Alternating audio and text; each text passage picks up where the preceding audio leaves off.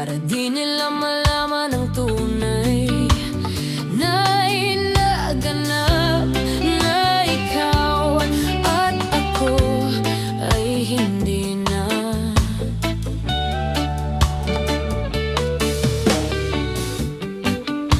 Iniensayo pa ang mga ngiti para di halata. Damdamin ko'y pinipigil sa loob umiiyak, dahil ikaw at ako ay hindi na. At ang hirap magpapanggap pa ba ako na ako'y masaya, kahit ang totoo ay talagang wala ka na.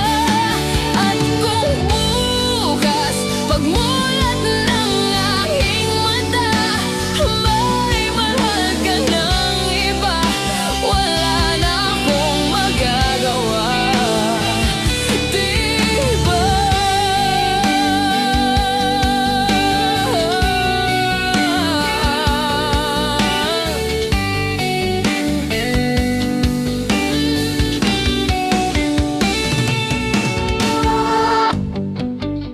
Paano ko sasabihin